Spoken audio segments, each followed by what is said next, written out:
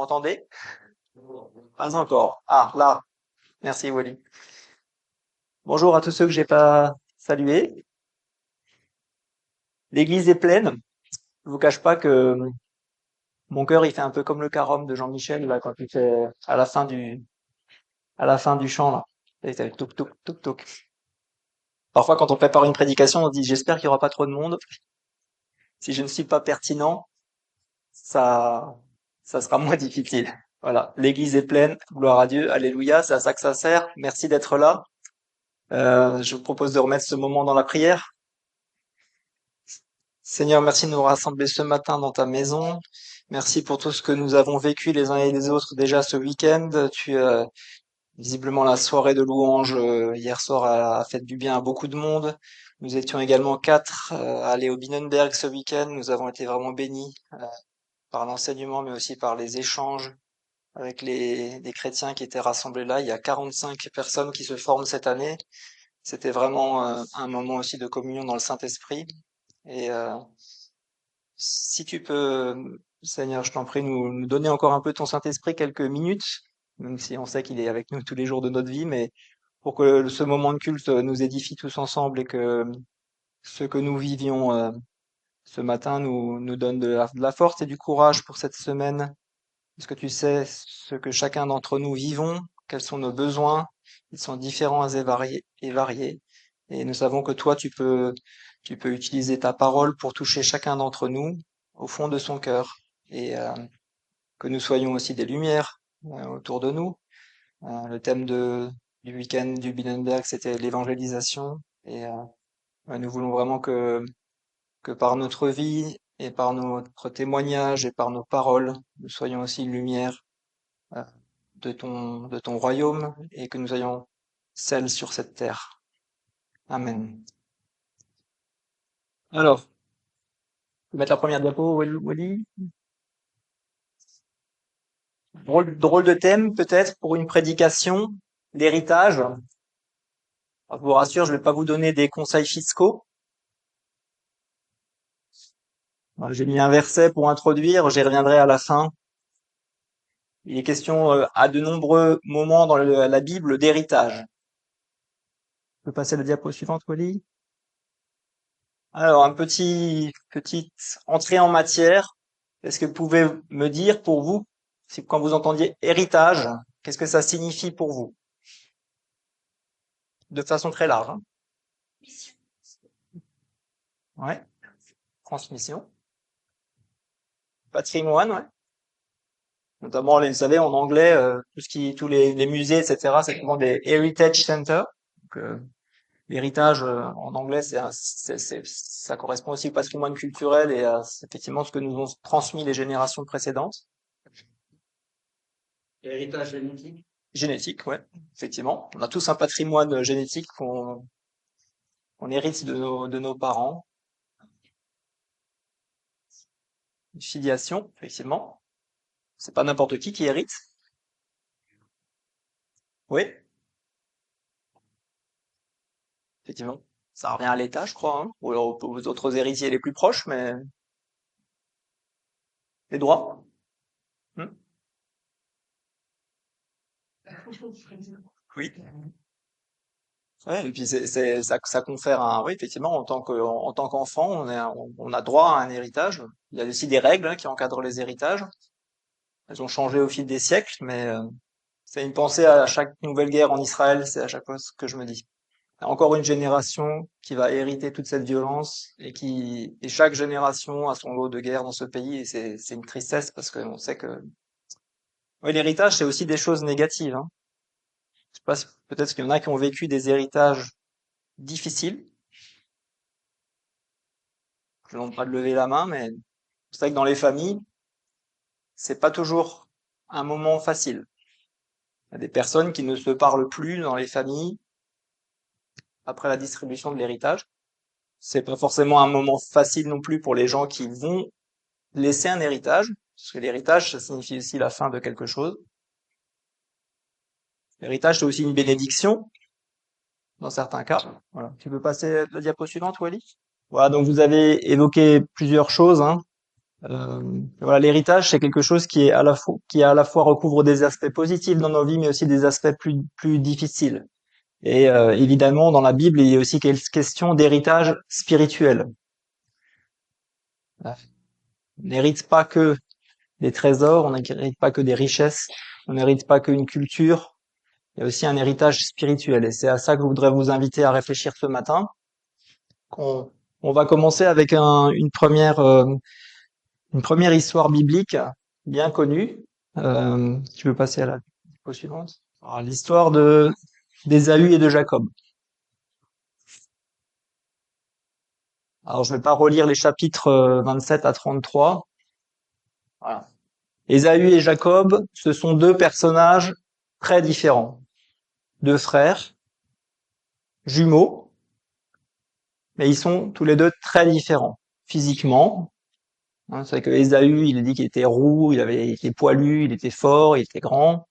Jacob, il était plus frêle, voilà, il avait moins de poils, voilà. Et ils avaient un caractère très différent. Ésaü, c'était quoi Ésaü, sa passion dans la vie? La chasse, voilà. Ésaü, voilà, c'était le plus fort des deux. Il aimait courir les bois, il ramenait du gibier. Et c'était le préféré de qui, Ésaü? De son père, hein. Voilà. Isaac, dans les familles, hein, on a toujours, quoi qu'on en dise, quand on a plusieurs enfants, et on se sent plus proche de l'un ou de l'autre pour différentes raisons, et dans toutes les familles, c'est comme ça. Mais en tout cas, Jacob, Isaac, il se sentait proche d'Ésaü, mais Jacob n'était pas en reste, c'était le préféré de qui? De sa maman, Rebecca. Voilà, on voit bien dès le départ qu'il y a une rivalité entre eux. Et alors, pour ceux qui connaissent ce récit biblique,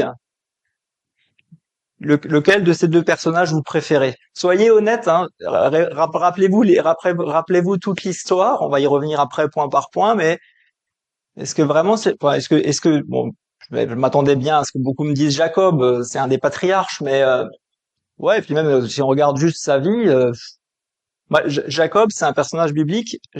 Toujours moi eu beaucoup de mal avec ce personnage. C'est quand même le trompeur. Il, moi je trouve qu'il est pas très réglo dans sa façon de faire. Voilà, Ésaü, c'est un fonceur, il m'a l'air quand même plus carré, quoi. Même dans le moment de la réconciliation et tout, il aurait pu, je trouve qu'Ésaü, c'est un personnage qui, d'un point de vue humain, il a quand même beaucoup de qualités, ce garçon. Voilà, même d'un point de vue voilà, Ésaü, ça a l'air d'être un travailleur, quoi. Jacob, il est dit qu'il préférait passer du temps dans les tentes de sa mère, etc. On a l'impression qu'il est un peu oisif, méditatif, donc ça, c'est comme ça, les personnages bibliques, c'est des personnages qui ont réellement existé, et on a nos affects. Et moi, j'ai toujours été, voilà, Jacob, c'est un personnage qui me gênait un peu. Je me disais, mais finalement, pourquoi est-ce que Dieu a choisi ce personnage-là dans la lignée plutôt que Ésaü? Voilà. Alors, on va voir ce qu'il en est un peu plus loin. Parce que dans Hébreu, et c'est cette parole-là qui m'a donné envie de prêcher sur ce thème, il y a, on revient sur cette histoire-là. Est-ce que quelqu'un veut bien lire le verset, s'il vous plaît? Donc ça m'a interpellé qu'on reparle de cette histoire-là, plusieurs siècles après, et que l'auteur des Hébreux fasse le lien entre le droit d'aînesse auquel Ésaü a renoncé pour un plat de lentilles et l'héritage, la bénédiction de son père. On voit que c'est une faute grave qu'a commis Ésaü à ce moment de sa vie, ce qui peut nous paraître anodin. Et le fait qu'il ait refusé, qu'il ait vendu son droit d'aînesse et qu'il ait quelque part négligé l'héritage de son père à ce moment-là de sa vie, c'est quelque chose qui a eu des conséquences sur le reste de sa vie et dont on parle encore plusieurs siècles après. Donc il y a bien dans cette image, dans ce récit biblique, on porte bien l'attention aussi sur une question spirituelle et pas que matérielle. Alors on va passer en revue les différentes étapes. On va s'intéresser plus à Jacob puisqu'il est plus parlé de lui. Suivante. Alors Jacob. Le destin de Jacob, sa vie entière, elle est prophétisée en fait, dans une promesse qui est faite à Rebecca. Quelqu'un peut lire le verset?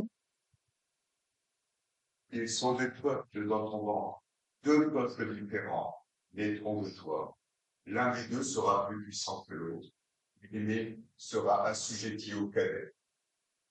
Ouais, alors on se rappelle que lors de la naissance, c'est Ésaü qui naît en premier et Jacob qui lui tient le talon. Donc il le suit tout de suite après, bien sûr, ils sont jumeaux, mais c'est Ésaü normalement qui légitimement devait hériter de son père. Et Jacob est venu juste après. Mais il y avait cette prophétie qui avait été faite à Rebecca. Donc on voit que tout ce que va vivre Jacob était prévu d'avance. Dieu avait un projet particulier pour Jacob. Il savait d'avance qu'il y aurait une séparation des deux frères en deux peuples. Et il savait d'avance qu'il y avait une promesse particulière pour la famille issue de Jacob, la descendance issue de Jacob. Donc ces peuples se recroiseront plus tard dans la Bible, à plusieurs reprises. Voilà. Mais il y a cette promesse qui a été faite à la maman de Jacob. Jacob, c'est quand même quelqu'un de déterminé. J'ai dit quelques points négatifs sur ce patriarche, mais on voit quand même que Jacob, c'est quelqu'un de déterminé. Certainement que sa maman lui a parlé de cette promesse. Il est conscient. Voilà, je pense qu'il était proche de sa maman. Je pense que sous les tentes, elle a dû lui dire, tu sais, j'ai reçu cette parole avant que tu naisses, que tu seras appelé à de grandes choses, etc. Donc, certainement qu'il est conscient aussi de cette promesse. Certainement aussi que sa mère lui a transmis aussi cette foi en Dieu. Certainement que Jacob, il s'attend à ce qu'il y ait des choses qui se passent dans sa vie. Et c'est pas anodin qu'au moment où Ésaü revient de la chasse et qu'il a faim, que Jacob, il essaye de profiter de il se dit, c'est peut-être le moment que Dieu a choisi pour que j'hérite le droit d'aînesse alors que ma naissance naturelle ne me le donne pas.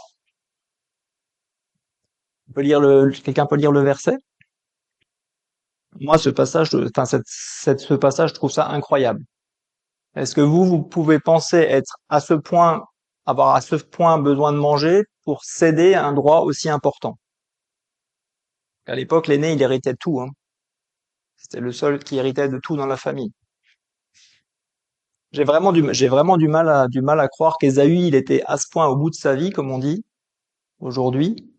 Il était tellement mal qu'il ait accepté ça. Il aurait pu aller se cuire un plat de lentilles lui-même. Il aurait pu aller voir sa maman ou les serviteurs. On voit que lui, il prend ça vraiment un peu à la légère. Parce que certainement il était pas à l'agonie. Et Jacob, il insiste pour faire les choses dans les règles. Il lui demande de prêter serment. Et là, on voit que Jacob, il a cette qualité de s'attacher à quand même quelque chose d'important. Pour lui, ce droit d'aînesse, c'est une promesse qui lui a été faite. Pour lui, quand on s'engage par serment, donc c'est un engagement fort. Et donc pour lui, c'est quelque chose d'important. Voilà. Ésaü, il apparaît un peu superficiel dans cet échange. Et on voit d'ailleurs que ensuite il va pas respecter son engagement, puisque c'est lui qui va vouloir recevoir la bénédiction de son père. C'est le passage suivant. Jacob, donc il y a toute une scène où Rebecca, en tant que Isaac veut bénir Ésaü. Sans doute que Isaac n'avait pas entendu parler de cet épisode où Ésaü avait renoncé à son droit d'aînesse. Et Rebecca rattrape le coup en fait en cherchant Jacob. Et vous vous rappelez la scène un peu pittoresque, hein, avec la peau de mouton pour faire croire que c'est Ésaü, etc., etc. Et donc Jacob, il arrache quelque part la bénédiction à Isaac, même si en fait cette bénédiction, elle lui revenait de droit par la prophétie et par le fait qu'Ésaü ait prêté serment sur son refus du droit d'aînesse. Quelque part, Jacob, il est dans son droit, mais il use quand même de la ruse pour y arriver. Mais Jacob, c'est vraiment quelqu'un de persévérant. Vous voyez? Que quelqu'un peut lire le verset, s'il vous plaît? C'est une parole, c'est une parole qui a énormément de poids pour Jacob. Pourtant, ce ne sont que des paroles. Et là, on voit que Jacob, ça n'est pas tant les richesses de son père qu'il voulait hériter. Il voulait hériter de la bénédiction et des promesses qui avaient déjà été faites à Abraham, d'être le père de toutes les nations. Et c'est ça qu'Isaac transmet à sa mort à son descendant. Donc Jacob, il a à cœur de s'inscrire dans cette lignée. Il voit plus loin que le simple héritage matériel des biens de son père. D'ailleurs, très peu de temps après, il quitte pour pas se faire assassiner par Ésaü, il quitte la famille avec rien dans le désert.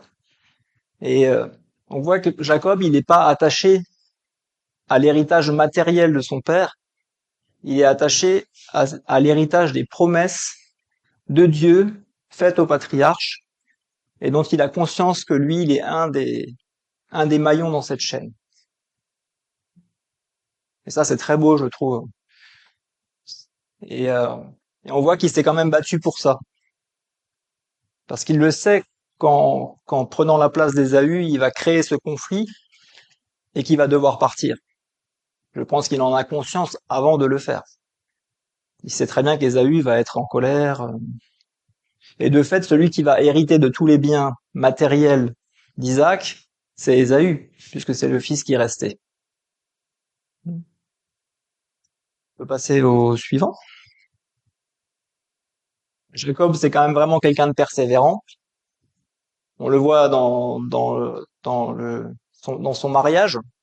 Vous savez qu'il travaille 7 ans gratuitement pour son oncle Laban, pour pouvoir épouser Rachel. Finalement, c'est Léa qui lui sera donnée pour femme. Bon, il négocie, parce que c'est un bon négociateur, Jacob aussi. Il va pouvoir épouser Rachel, mais il doit travailler encore 7 ans de plus gratuitement. J'ai pas fait le calcul en revenus actuels, mais ça fait quand même très cher. Il devait les aimer, Rachel, mais Léa aussi, pour travailler 14 ans gratuitement pour son oncle, beau-père. Et il a encore dû travailler 7 ans de plus pour pouvoir partir avec quelque chose à lui. 21 ans de travail chez Laban pour finalement bah, constituer sa famille, son troupeau, et après il quittera Laban. Donc c'est quand même Jacob, c'est quelqu'un qui persévère. Et on voit et Laban, c'est quelqu'un de tordu. On voit que Jacob, il va pas se laisser décourager. Ah. Et puis il reste quand même relativement droit et correct vis-à-vis de Laban. Alors que Laban, il arrête pas de lui faire des coups tordus. On a le sentiment quand même que Jacob, vous voyez, il a cette vision. On sent qu'il voit vers quoi il va. Cette détermination et cette persévérance. Il a quand même plein de qualités, Jacob. Même si de temps en temps, il utilise un petit peu des astuces. Et dernier épisode où là, Jacob, moi, m'épate, c'est cette scène où Jacob se bat avec un ange. Là, on dit que c'est Dieu. Et pourquoi il se bat et comment se finit le combat? Laisse quelqu'un lire le verset. Qu'est-ce qu'il fait encore, Jacob? À la fin du combat, il veut être béni. Et là, il a cette conscience que c'est Dieu ou l'ange de Dieu qui est là, et il dit, tu me béniras avant de partir. Ah, malheureusement, la Bible ne nous relate pas ce que Dieu ou l'ange a dit à ce moment-là. Et je dis il le bénit et il partit. Mais je sais pas si vous vous étiez battu toute la nuit avec quelqu'un qui vous a démis la hanche, ça doit faire très mal. Est-ce que vous auriez encore le courage ou la foi de dire, mais attends, tu es là, tu vas me bénir avant de partir. Donc on voit à quel point c'est important pour Jacob d'être héritier de cette bénédiction.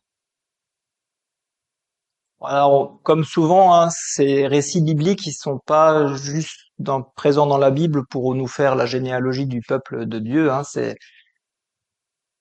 ils visent à nous permettre à nous de nous projeter dans ce que ces personnages bibliques ont vécu. Et je pense qu'on peut toujours se projeter dans les deux personnes.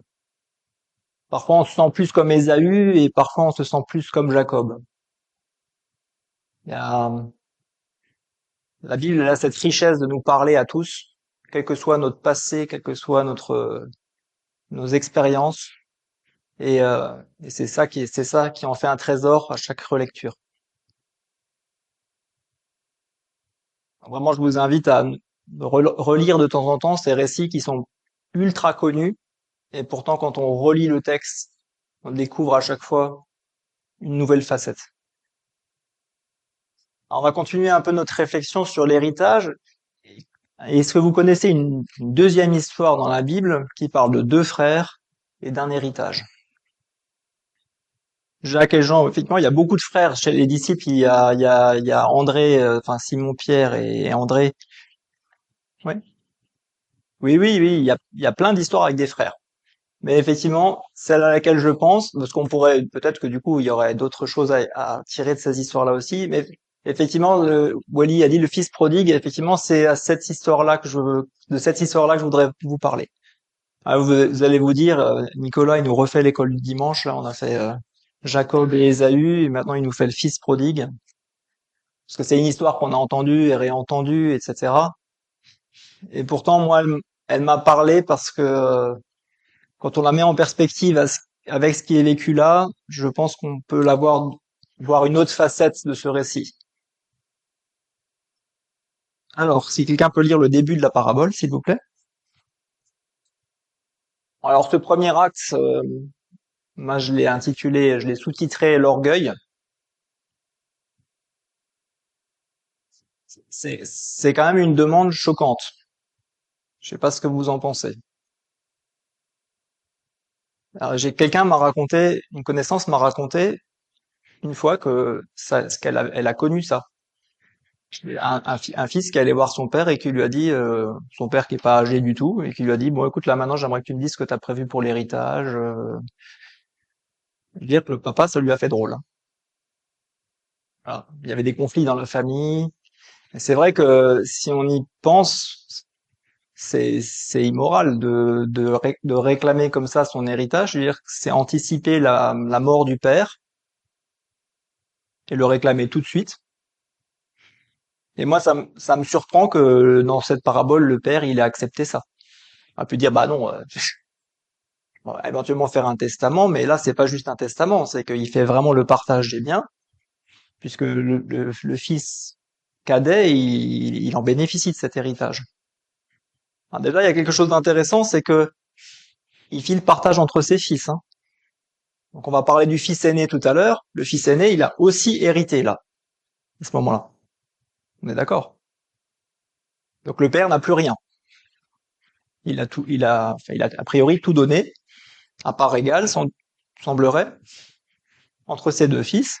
Et le fils cadet, il aurait pu décider de rester sur place et de faire vivre cette part, éventuellement de couper le domaine en deux et de faire prospérer une partie du domaine. Non, il décide de vendre tout ce qu'il a et d'aller dans un pays lointain. Bon, les voyages forment la jeunesse. Quelque part, le père lui a donné cette liberté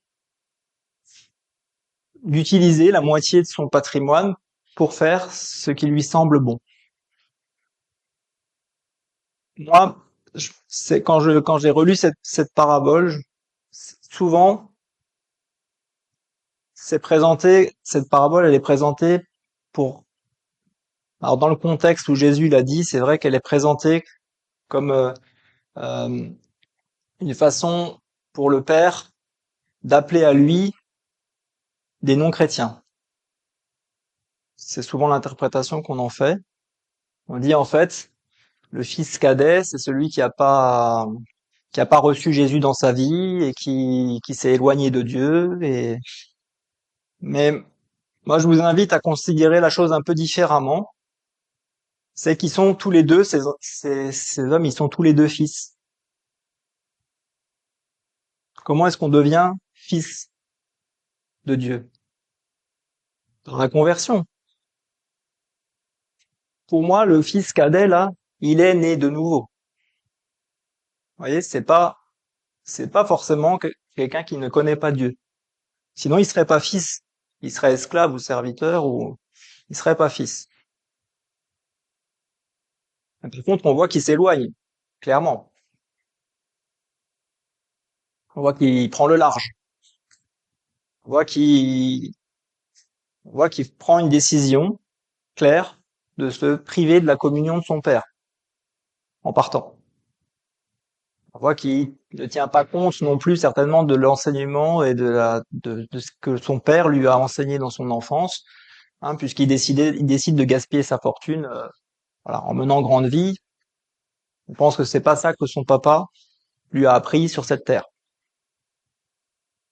Donc on va continuer la lecture un peu en ayant cette idée, vous voyez, que les deux fils, ils sont tous les deux chrétiens, là. Quelqu'un peut le lire, s'il vous plaît? Ah, là on retombe sur un fils qui a faim. On nous rappelle un peu la situation d'Ésaü. On voit que après avoir mené grande vie, les éléments, le contexte environnant, la famine, peut-être la guerre, etc., font que ce fils qui s'est éloigné de son père, il se retrouve complètement démuni. Et il voit avec nostalgie le moment où il était dans la communion de son père et où il bénéficiait de toutes les richesses de son père.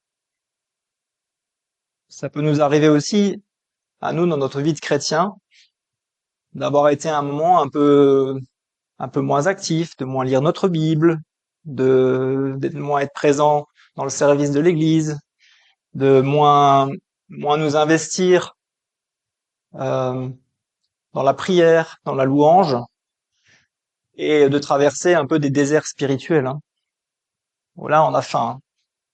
On se rend compte que finalement, je sais pas, on avait par exemple décidé de faire beaucoup plus de sport et puis du coup on avait mis un peu de côté parce que les journées n'ont que 24 heures, donc on avait du coup mis un peu de côté notre vie spirituelle et puis on se retrouve à dire ah mais j'ai faim, ça ne me comble pas ce qui me comblait avant, mes loisirs, mon métier ne me comble plus, j'ai faim.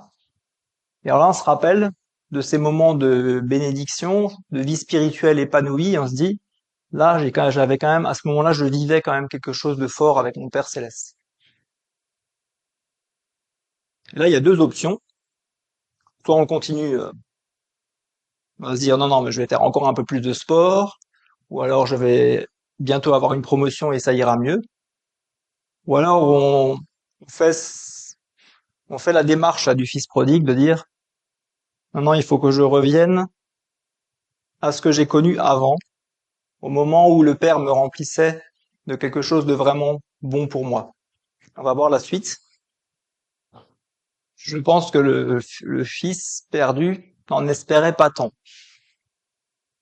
Donc, le scénario qui s'était fait dans sa tête, c'était je vais revenir tout pantois, je vais faire acte de repentance et je serais bien content si on me donne une place d'ouvrier juste pour que j'ai à manger à ma faim et que je continue à servir gratuitement tout le reste de ma vie. Et c'est pas du tout ce qui se passe, c'est le pardon merveilleux qui est accordé par le Père et qui en fait est dans la joie, enfin, à tous ceux qui sont pères ici ou mères. Imaginez que si vous perdez un de vos enfants qui s'éloigne de vous pendant des années, qui revient en plus dans une situation où il a pris conscience de ses torts, où il en a repentance, je pense qu'aucun de vous l'accueillerait en le blâmant et en lui disant, bah, non, je pense qu'il y a quand même, on a de l'amour pour nos enfants. Et comme nous avons de l'amour pour nos enfants, notre Père Céleste a de l'amour pour nous. Et évidemment, il l'accueille avec le soulagement de savoir qu'il est encore en vie, euh, avec le soulagement aussi de voir qu'il a cheminé, parce qu'il y a un cheminement qui se fait chez le Fils qui revient. Il a pris conscience qu'il avait pris une mauvaise voie, il a fait la démarche de lui revenir dans la communion de son Père, et on voit que ça, c'est la joie du Père. Ça fait la joie du Père, et il ne l'accueille pas comme un esclave, parce qu'un esclave, on ne lui met pas le plus bel habit, une bague au doigt et des sandales. Hein. Je pense pas. Je pense que ça veut vraiment dire qu'il lui redonne son statut intégral de fils. Oh, ça donne la chair de poule. Hein. Mais vous voyez, je trouve que de voir la parabole du fils prodigue comme ça nous donne une autre dimension parce que peut-être que certains d'entre nous avons vécu une vraie apostasie. J'espère pas, mais c'est possible que quelqu'un se convertisse puis renie vraiment Dieu, mais ne soit plus son fils du tout. C'est quand même assez rare. Mais même dans ce cas-là, il pourrait revenir vers Dieu. Mais ce cas de figure-là où on reste fils, mais par contre on n'est plus dans la communion du Père et on ne bénéficie plus de ses largesses et de ses bénédictions spirituelles, ça c'est quelque chose que tous les chrétiens nous pouvons traverser dans nos vies. Voilà. Et voilà, est-ce que nous avons vraiment cette assurance que même quand nous nous sommes éloignés pendant un temps de la vie que Dieu voulait pour nous, on peut toujours revenir à ce qui nous faisait du bien, réinvestir une vie chrétienne épanouie et rebénéficier de ses bénédictions. Va, quatrième acte, le fils aîné. Aïe, aïe, aïe. Comme je me retrouve très souvent dans cette situation de fils aîné. Je sais pas vous, mais moi, en tout cas, ça m'est arrivé souvent.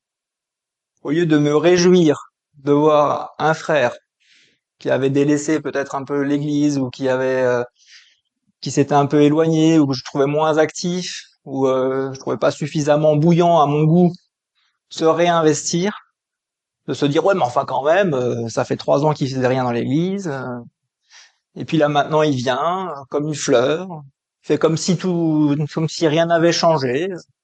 Puis en plus on le félicite pour son service, alors que moi ça fait des années que je fais ce service-là et plus personne ne me félicite parce que ça paraît normal. Hein. Et oui, malheureusement dans l'église il y a beaucoup de situations comme ça où ceux qui servent avec persévérance, avec régularité, qui donnent tout, etc., se sentent amers de voir que des chrétiens qui sont en croissance, quelque part, sont plus sous la lumière que eux qui font un service régulier depuis des années. Et là, le Père le dit vraiment, il dit, mais tout ce que j'ai est à toi. Sous-entendu, toutes les bénédictions spirituelles que je te donne, tu les as depuis des années. Je te soutiens dans tes épreuves. Je t'ai permis de grandir dans la foi. En fait, ce qu'il lui dit, c'est, mais je t'enlève rien. Parce que l'amour du Père et ses bénédictions, elles sont infinies. Donc c'est pas parce qu'il tue le veau gras pour le fils prodigue qu'il y a plus à manger ou plus des choses en abondance pour le fils aîné qui lui fait ce service depuis des années. Et puis il blâme pas à aucun moment il blâme le fils aîné pour son service. Au contraire, il lui dit mais je suis conscient que que que tu as toujours été avec moi et d'ailleurs tout ce que j'ai est à toi. Parce que le fils aîné, il a hérité au même moment que le fils cadet. Alors ça veut dire quoi? Est-ce que ça veut dire que finalement le fils aîné hésite pas, j'ai vraiment été trop bête, j'aurais dû faire comme mon frère. J'aurais dû partir, mener la grande vie, etc. Et puis après je serais revenu, voilà. Et puis ça nous arrive des fois en tant que chrétien de dire mais finalement pourquoi est-ce que moi je suis honnête? Ça me pose plein de problèmes dans ma vie. Je, parce que j'ai pas utilisé les moyens du monde, bah, je suis moins prospère, j'ai moins de confort, j'ai pas fait les mêmes voyages, j'ai pas une aussi grande maison, Alors que finalement, si j'avais consacré moins de temps au service de l'Église et plus de temps à mon métier, ben peut-être j'aurais mieux réussi dans la vie. Et on peut être dans l'amertume, vous voyez, aussi de se dire finalement, j'ai peut-être pas bien dosé. J'aurais dû en faire un peu moins pour l'Église.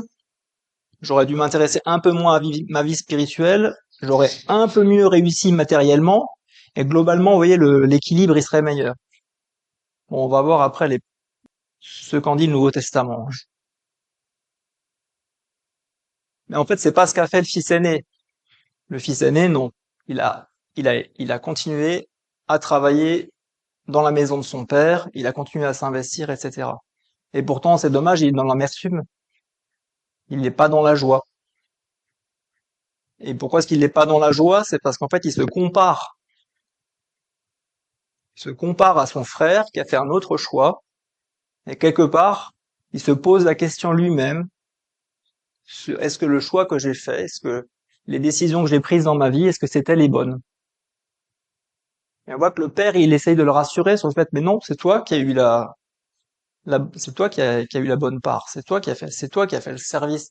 C'est toi qui est resté.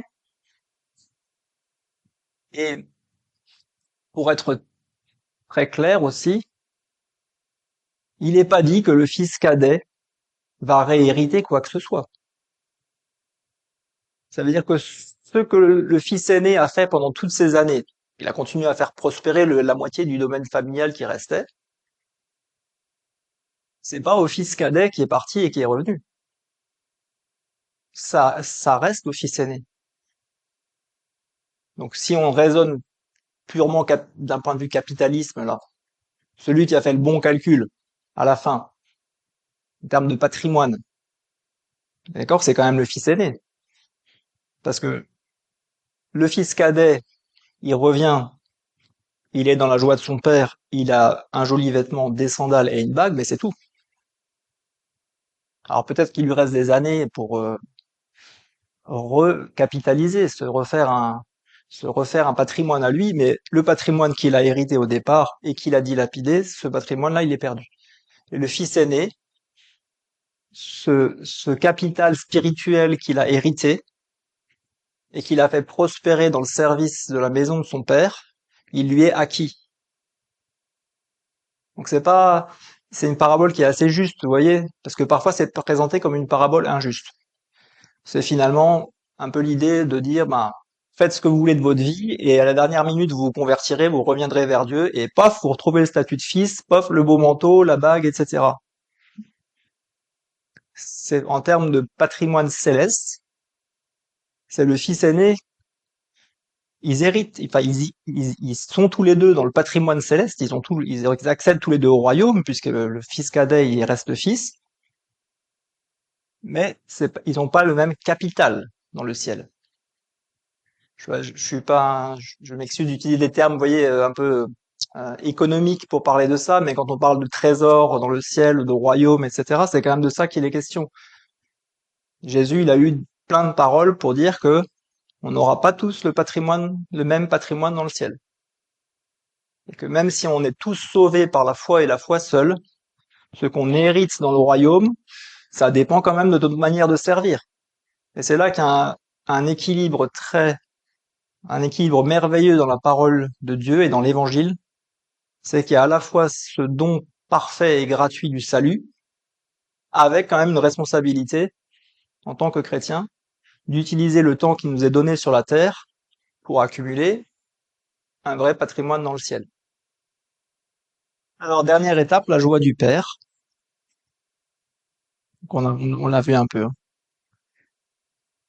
Alors, ça va pas être très long parce je vais juste lire quelques versets qui me semblaient bien avec ça. Déjà, il y a cette parole dans Romains. Je trouve que c'est toujours magnifique comme l'apôtre Paul arrive à synthétiser en un seul verset, ou là, il y en a trois, mais des choses essentielles de, de la vie chrétienne. Car ceux qui sont conduits par l'Esprit de Dieu sont fils de Dieu. En effet, vous n'avez pas reçu un esprit qui fait de vous des esclaves et vous ramène à la crainte. Non, vous avez reçu l'Esprit en conséquence de votre adoption par Dieu comme ses fils et ses filles, car c'est par cet esprit que nous crions Abba, c'est-à-dire Père. L'Esprit Saint lui-même témoigne à notre esprit que nous sommes enfants de Dieu. Donc ça, c'est très clair. La nouvelle naissance, elle nous donne un nouvel état civil dans le ciel. Nous sommes enfants de Dieu. Et c'est pour ça que cette parabole du fils prodigue, voilà, je trouve qu'on peut aussi la prendre en se disant que ces deux enfants de ce père, ils sont fils de Dieu. Il y a des exégètes qui considèrent on peut considérer que dans la parabole du fils prodigue, quand on parle d'enfant, c'est toute la création. Donc je ne dis pas que l'interprétation de la parabole du fils prodigue ne peut se faire que sous l'angle où je la présente là. On peut aussi l'utiliser pour parler du retour au père de quelqu'un qui ne s'est jamais converti. Je veux pas, vous voyez, je veux pas en donner une interprétation unique. Mais en tout cas, dans le Nouveau Testament, quand on parle d'enfants de Dieu, c'est quand même toujours, en général, des personnes qui sont converties et qui sont passées par la nouvelle naissance. Verset suivant.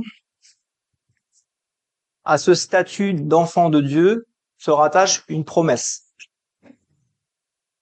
Et puisque nous sommes enfants, nous sommes aussi héritiers, héritiers de Dieu, et donc co-héritiers de Christ, puisque nous souffrons avec lui pour avoir part à sa gloire. J'estime d'ailleurs qu'il n'y a aucune commune mesure entre les souffrances de la vie présente et la gloire qui va se révéler en nous. Donc, le statut d'enfant de Dieu, ça nous donne un statut juridique dans le ciel. Ça nous rend vraiment co-héritiers du Christ. C'est fou, non? Je veux dire, c'est de s'imaginer qu'on sera vraiment co-héritier. C'est-à-dire qu'on est placé en termes d'héritage céleste au même niveau que Jésus. Et lui, il garde communion particulière avec le Père, hein, puisqu'il est à la fois Dieu et Fils, mais Père et Fils, mais on est co-héritier. Et ça, c'est une promesse à laquelle c'est important de se rattacher, parce que dans la vie, malheureusement, à aucun moment l'Évangile ne nous promet qu'il n'y aura pas de souffrance. Et d'ailleurs, on voit que nous aurons part à sa gloire, mais dans la plupart des versets qui parlent d'avoir part à la gloire de Dieu, il y a aussi d'avoir part aux souffrances que Jésus a endurées sur la terre. Et quand on revit la vie de Jésus, heureusement qu'on partage pas toutes les souffrances qu'il a connues sur la terre. Mais c'est vrai qu'on en partage un certain nombre. Donc une promesse. Et aussi ce qui fait la beauté de l'évangile, c'est aussi un chemin. Ainsi, vous pourrez avoir une conduite digne du Seigneur et qui lui plaise à tous égards. Car vous porterez comme un fruit toutes sortes d'œuvres bonnes et vous ferez des progrès dans la connaissance de Dieu. Dieu vous fortifiera pleinement à la mesure de sa puissance glorieuse pour que vous puissiez tout supporter et persévérer jusqu'au bout, et cela avec joie. Vous exprimerez votre reconnaissance au Père qui vous a rendu capable d'avoir part à l'héritage qu'il réserve dans la lumière aux membres de son peuple saint. Donc on voit que on est appelé à un chemin à la suite de Jésus. Et on voit dans ce verset ce qui constitue le chemin. Le chemin, il est constitué d'œuvres bonnes. Et c'est pas des œuvres bonnes pour être héritiers. C'est parce que nous sommes héritiers, nous sommes appelés à faire des œuvres bonnes. Mais ça suffit pas. Il faut aussi faire des progrès dans la connaissance de Dieu. Donc les œuvres ne sont pas, ne se substituent pas au fait d'approfondir notre connaissance de Dieu. Ça, c'est par la lecture de la Bible, par la prière, par les formations, par la communion avec les frères et sœurs. Et en même temps que on nous annonce ces souffrances auxquelles nous, en tant que chrétiens, nous n'échappons pas, on a aussi l'assurance de pouvoir, par le Saint-Esprit, tout supporter et persévérer jusqu'au bout. Tous ceux qui ont traversé des moments difficiles dans leur vie, et je sais que vous en avez tous traversé, des moments difficiles. Pour les plus jeunes, vous en traverserez aussi. Il y a cette assurance que Dieu a conscience du fait qu'on va traverser ces moments-là et nous donne aussi la persévérance pour tout supporter. Et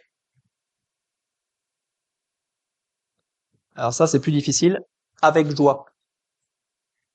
Hmm. Ça revient beaucoup dans l'évangile. Voilà. Et l'héritage auquel nous sommes appelés, c'est un héritage, l'héritage du peuple saint dans la lumière. Une dernière diapo. Alors, je vais vous laisser avec quelques questions pour la semaine. Est-ce que j'accepte de souffrir pour conserver mon droit d'aînesse, acquis par le sacrifice de Jésus à la croix pour moi? La vie chrétienne, c'est quand même un chemin de souffrance. Bon, la vie en général, mais la vie chrétienne n'échappe pas à la souffrance. Et voilà, est-ce que je suis prêt à ne pas me laisser décourager par ce que je vais rencontrer dans ma vie? Et c'est c'est une question qu'il faut se poser avant d'être dans l'épreuve. C'est plus facile d'y répondre quand on n'est pas encore dedans. Enfin, il faut quand même le vivre, il faut quand même le traverser. Une autre question pour ceux qui sont dans un moment de la vie où tout va bien, parce que heureusement, et je vous le souhaite, il y a aussi des moments dans la vie où tout va bien. C'est ce qu'il ne m'arrive pas de demander à Dieu une part de mon héritage céleste ici sur cette terre. Ça, vous savez qu'il y a eu des fausses doctrines comme l'évangile de prospérité, où en gros on disait aux gens, convertissez-vous et tout ira super bien dans votre vie. Et ça c'est très dangereux de faire ça. Parce que c'est des chrétiens qui, dès qu'ils vont rencontrer la première difficulté, ne comprennent pas ce qui leur arrive. Si vous promettez en fait une vie chrétienne sans heurts, sans chaos, sans difficulté, ben c'est difficile. Mais ça pose aussi la question de la priorité qu'on donne dans nos vies. Quand on prie, honnêtement, est-ce qu'on prie pour avoir plus de confort matériel, plus de réussite sociale, un meilleur statut social, etc. Alors certainement on le on le formule pas comme ça, mais au fond, qu'est-ce qu'on veut vraiment dans nos vies? Ou alors est-ce qu'on veut que Dieu nous montre quel nouveau service on peut prendre, comment est-ce qu'on peut investir notre temps et notre argent pour son royaume? Est-ce que je suis prêt à persévérer dans le service, notamment dans le service dans l'église, et un service persévérant et joyeux? C'est pas facile. On a tous des moments de découragement, y compris dans nos activités ici dans cette église ou ailleurs. Et quand il n'y a plus la joie, c'est vrai qu'il faut se poser la question de savoir s'il faut continuer à faire le service. Parce que quand on y va en traînant des pieds, on n'est plus tout à fait dans le plan de Dieu. Ça peut, je dirais tant que c'est des hauts et des bas, ça va, mais quand un service quand on n'arrive plus à faire le service dans la joie, il faut quand même se poser des questions. Est-ce que j'ai besoin ça ne veut pas dire qu'il faut abandonner le service, mais peut-être qu'il faut le reconsidérer autrement.